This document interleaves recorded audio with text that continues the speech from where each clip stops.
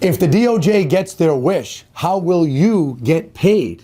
Many realtors across America are wondering that over the last 10 days, and I have heard from many. It's a valid concern. It's a valid thing to be thinking about. The Department of Justice literally came out with a statement in the Nozelek MLS PIN case, a statement of interest stating that they want to end all offerings of cooperating brokerage compensation, not only in the MLSs, but they said at all. They want to completely stop sellers from being able to do that. Can they do that? Can they actually put something like that in place?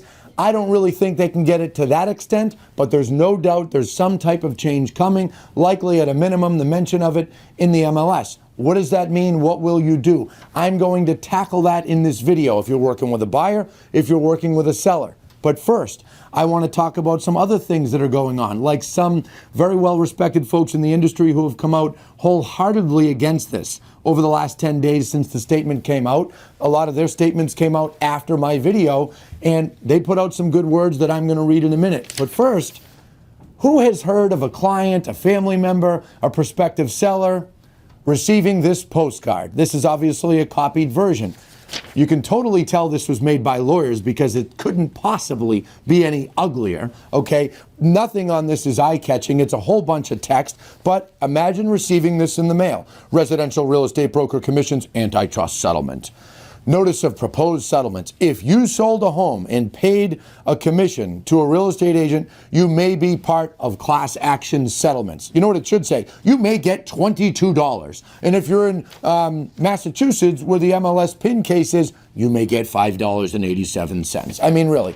And then they go on to name all the different real estate companies. I don't even want to name them because I feel bad that they're mentioned in here. But that's another wrinkle that's coming up and another thing that realtors are getting hit with over the last couple of weeks. Now, let's review some statements from some very well-respected folks, and then we're going to get into what does it mean if you're working with a buyer or a seller. Number one, National Association of Realtors statement about what the DOJ put out. I thought this was great. The statement of interest confirms that the DOJ wants to regulate what sellers and their listing agents are allowed to do with their own money and homes. Prohibiting all offers of compensation will harm consumers.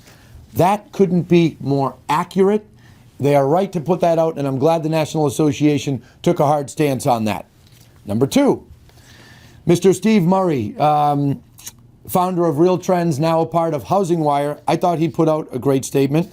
He said, if the court and judge accept this, it is the worst possible outcome for the industry. It is also the worst possible outcome for millions of home buyers. That's what I've been saying all along, including in the debate that I had about a month ago. Number three, Gary Acosta, CEO of the National Association of Hispanic Real Estate Professionals. Great statement. The DOJ and the other proponents of the decoupling of broker fees believe that the net result will be lower commissions and better consumer affordability. I think that is a fantasy, but I am certain of one thing. Home buyers, especially first-time buyers, will be the biggest losers in this. I've been saying that all along. I told the plaintiff's attorney that in the debate. I said first-time buyers, VA buyers will be mostly affected, and you'll be the one that will be mainly, or at least in part, to blame for it, and I still feel that way. Then we look at a statement put out by a group who is on the side of the DOJ and feels they're right. This is Mr. Stephen Broback from the Consumer Federation of America. For years, I've paid attention to them and statements that they've put out, and as I've said in past videos, they've done good work, but they are dead wrong on this subject, and Stephen doesn't know the full extent of how things work, or really what he's talking about on this subject, and here's a reason that I say that. The Department of Justice opinion virtually guarantees that buyers will eventually be able to negotiate buyer agent commissions that are currently fixed through industry collusion. Whew, that one gets me going, okay? Then he goes on to say, and this is kind of back to the legal side, but let me jump there for 30 seconds. The industry will be foolish not to seek to consolidate the lawsuits, agree to pay affordable damages, and decouple buyer and seller compensation. Of course he wants all the cases to get consolidated. All the lawyers out there, all the defendants' lawyers that are out there watching these videos, because I hear many are making their way to you, though I've never spoken to any of you. I'd be happy to. Do not let these cases get consolidated to the Western District of Missouri. If all the cases go there, very unlikely anybody's going to win. I just want to throw that out there. Now let's look at what the world would look like if this was to occur. You're a realtor representing a buyer on a listing, okay? DOJ gets their wish. You log into the MLS. There's no offering. Now, if there's no offering of compensation on every listing across the board, effective on X date, then it'll at least be an equal playing field, okay? Of course, you'll have to negotiate it, and I'm going to get into that in a minute. In the interim period, call it this unofficial transitional period, where we're starting to see that on a couple of listings here and there, I'm going to get into that more in a minute about sellers, that's where it's a little more harmful to the seller. But the number one thing buyer agents have to remember is your fiduciary duties to clients. In most states, agents have fiduciary duties to clients. In some states, it's mandatory to have a buyer agency agreement signed. And in some states, even if you don't have it signed, there's an implied agency agreement. Even if there's not, I've said this before, even if you're in a state, there's very few, but even if you're in a state that it's like transactional brokeraging, what are you going to work with a buyer and not be straight with them, not tell them what's going on? I mean, the duty of loyalty literally says that you're supposed to put the needs of the client above yours. Well, I mean, whether you have an agency agreement or signed or not, if you're working with someone to help them find a home, you're obligated to disclose things to them, to tell them things, to explain how things work, to let them know how you would have to go about working it out with them to get paid if there's no compensation being offered from the seller. You don't wait till they find the home of their dreams and then say, oh, by the way, this house happens to be the one that isn't offering compensation. You also don't write the offer or the proposed purchase and sale agreement, submit it, get it accepted, and go, by the way, you owe me money out of pocket. Whoa, can't do that. So those fiduciary duties are above all. And speaking of buyer agency agreements, you should get them signed. Buyer agency agreements, buyer contracts, whatever it may be, whether you're in a state that requires it or not, it is a good way to do business. And the thing that I like about them as a broker is it forces agents to have all of these conversations up front. Expectations, fiduciary duties, what the agent is doing, what is expected from the buyer in return, anything about commissions. It's a good practice. You wouldn't work with a seller without a listing agreement. So why would you work with a buyer without a buyer agency agreement? What options do buyers have? Okay. Well, obviously a buyer can pay out of pocket. They can actually come out of pocket at closing, write a check into the closing, and the buyer's brokerage can be paid. And in some cases, in some states, it could be said, and obviously check with your attorney and the attorney involved and all that. But buyers could even pay the brokerage directly, right, as a service fee or buyer agent service fee, things like that. What about closing cost credits?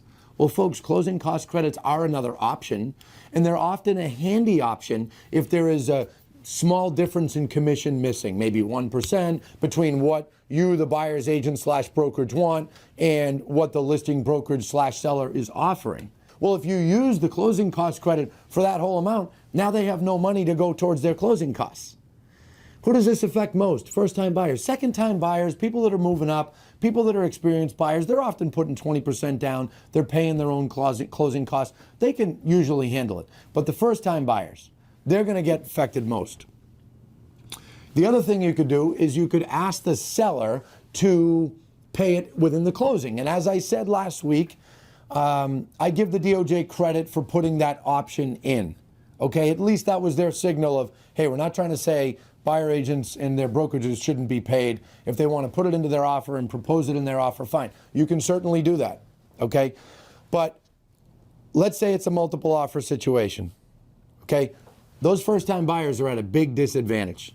There was an open house this weekend somewhere here in Massachusetts. There were 120 cars at the open house. Why? Excessively low inventory, extremely competitive situations. We're in the winter. That's not easy to navigate if you're a buyer as it is. Now, if you're a buyer that can't come out of pocket and you have to ask the seller to pay it, now there's two negotiations going on. Puts buyers at a disadvantage. And as I said in the last video, truth be told, buyers are somewhat paying everything anyway. They're the ones actually bringing all the money to the table through their financing. Now, here's some things you can't do. You can't just take your commission and add it on top right? Just, hey, take it and plop it on there. That doesn't work under the current mortgage financing rules. Fannie Mae, Freddie Mac, FHA, VA, all of those institutions and private institutions, they're not going to allow that. Folks, a mortgage is asset-based lending. They're lending against an asset. Okay, you can't just say, hey, can we, instead of a $400,000 mortgage, could we get, and I'm throwing out hypothetical numbers, but could you get a mortgage for $410 so that I, the realtor, can get my fee? That doesn't sound good. That doesn't look good. Okay, and it's not going to be allowed. Now, some folks on the other side have said, well, the guidelines will change, the regulations will change. Oh yeah, that's easy. That's real easy. Okay, number one, I don't think they'll change. I don't see mortgage lenders, whether portfolio-based lenders, private lenders, or the GSEs, they're not going to just allow commissions to go on top because they do asset-based lending. It also is kind of a strange look, puts realtors in a tough spot. The other thing that is more complicated than the other side is making it sound is with respect to down payment assistance. That came up at the end of the debate a few weeks ago. And the other side, oh, well, they should use down payment assistance. Down payment assistance explicitly says that it cannot be used for paying real estate commissions. It only can be used for the down payment. Down payment assistance programs, I want them. I applaud those that can do it, but they have lots of limits. They have total amount limits. They often are limited to various gateway cities in specific states. They have income limits. Let's take a look, for example, at a program here in Massachusetts. Okay, it says that in Worcester to use down payment assistance, and I'm not going to name the program because I don't want to harm any programs, and we debated about that, but I don't want to.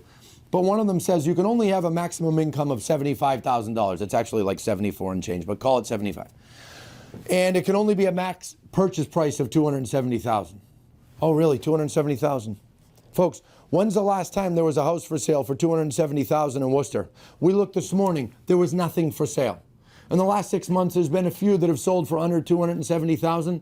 They were all dilapidated homes that needed substantial work, homes that you couldn't get financing on, homes that wouldn't qualify for down payment assistance because the down payment assistance specifically says that the house has to be in proper order, blah, blah, blah, functional, etc. It's complicated and it doesn't work. So folks on the other side, I hope you hear me say this, and I hope you hear some of the examples. If you want to reach out to me, we're happy to show you the guidelines and send you specific examples. And I even threw that offer out to the Department of Justice this last video, and I'll throw it out today. Happy to connect with you all directly if you would like to. Bottom line, more buyers will go it alone. They will not want representation because they'll think, well, how are they going to get paid? It'll create all kinds of problems, and it'll deter many buyers, specifically first-time buyers, from seeking representation. But it's clear that they still want it. Look at the last 6 months with all the crap media that the real estate industry has received. There's still buyers, thousands upon thousands a day, logging on to Zillow, Homes.com, Realtor.com, and various other websites and clicking Contact Agent. Still clicking Contact Agent. Buyers and sellers are still using realtors all over the place because they want to work with a realtor. And for those consumer advocates, Steve, I hope you hear this part. For those consumer advocates in the 90s who were all about buyers receiving representation so that an agent would have a fiduciary duty to them. Remember, prior to the mid-90s, everybody was representing sellers, okay? Doesn't mean there wasn't two agents involved, but everybody was working for the seller. That was when buyer agency was born. Fiduciary duties to buyers was born. Realtors take that very serious. Now, that's going to be cut at least in half.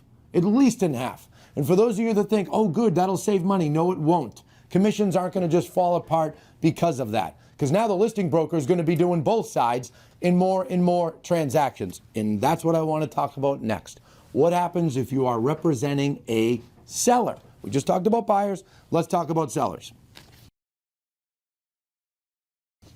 If you're representing a seller, get ready for more transactions where the buyers come directly. Make sure you are sharp on your skills for what dual agency actually is and what it actually isn't. When it is actually a dual agency and when it is not. I'm not getting into that here, but you need to be sharp on that because many times agents put themselves into that scenario when it actually isn't.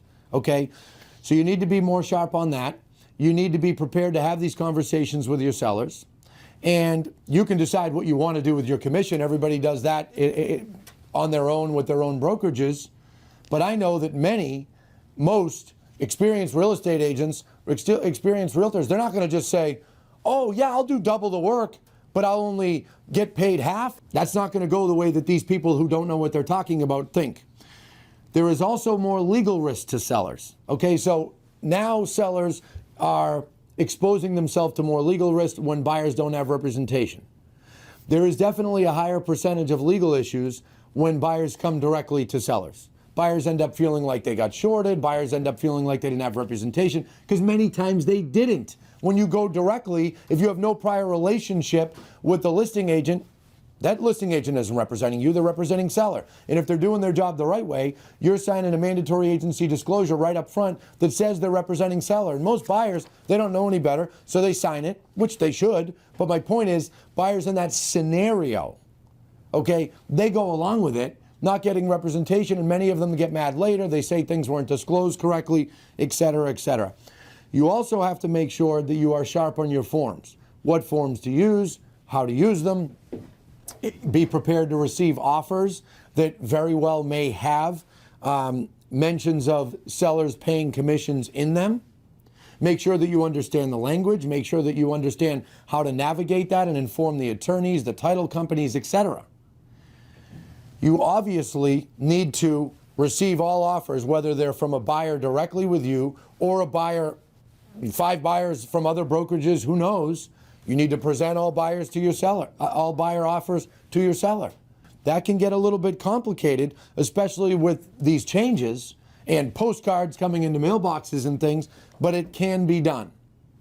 What I'm noticing is, now that the majority of sellers and realtors are still doing things the way that it's done in most cases, okay? Cooperating brokerage compensation being offered in the MLS, etc. The homes that are not offering them, well, they're not selling in most cases because they're probably poorly marketed. They might be listed with an agent who doesn't quite understand this, or maybe is hearing these things in the news and saying, oh, I'm going to offer that to a seller. I'm going to say, hey, you don't have to pay that side. You don't have to. Well, the truth is they don't have to anyway. And any agent that knows what they're doing and explain things correctly to a seller knows that they didn't have to all along. But now we're hearing some stories of sellers saying, well, I heard in the news that I shouldn't have to pay this, so I don't want to pay it. Okay, don't pay it. But when a buyer hears from their agent that, hey, we're going to have to work out how I can get paid, most buyers in many cases are going to say, nah, I'll see another house. That's just how it is. Okay? And remember, the buyer agent has an obligation to warn the buyer of that on the front end. Broback actually mentions this.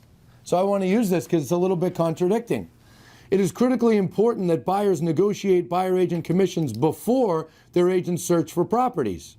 Well, to some extent, he's right about that. Conversations with respect to compensation should happen before. If a buyer agent is representing a buyer and the buyer says, I want to see home A, B, C, and D, and the buyer agent pulls all those properties and notices that home C is not offering any compensation, the buyer's agent is obligated, has a fiduciary duty to explain that to the buyer up front, not after they see the property, not after they make an offer.